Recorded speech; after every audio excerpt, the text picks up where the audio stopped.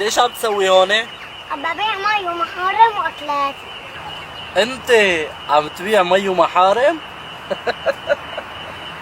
ايه انا ببيع مشان اعيش واكل واشرب. خذ هي لكان عيش فيها.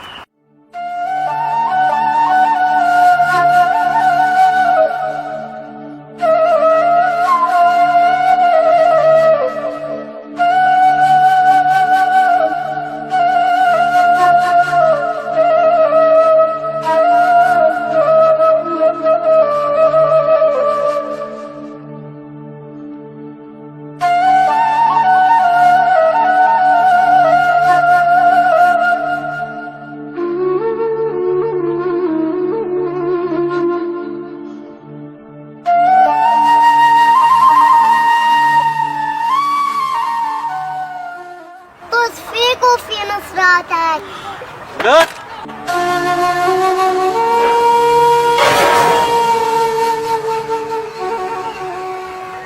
اسمع امه وخلي كل العالم تسمع.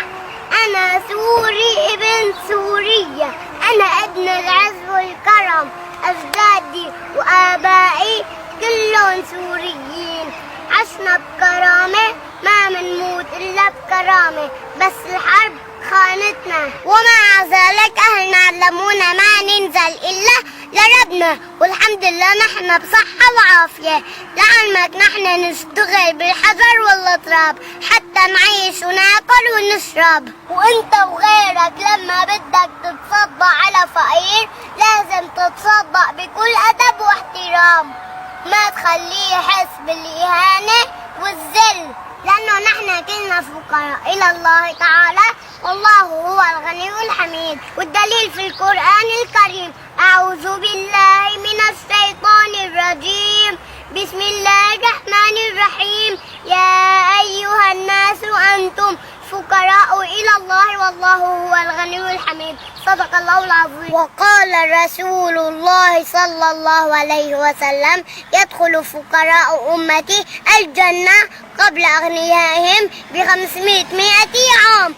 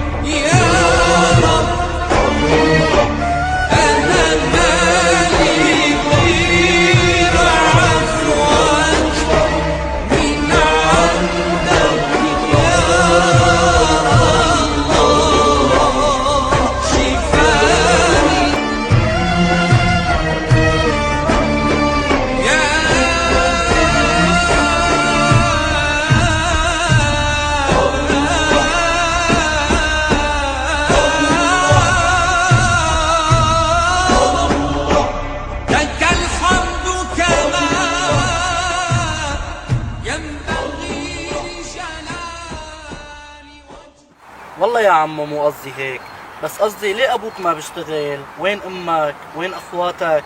ليش تاركينك هيك لحالك؟ ماتوا كلهم بالحرب بسوريا.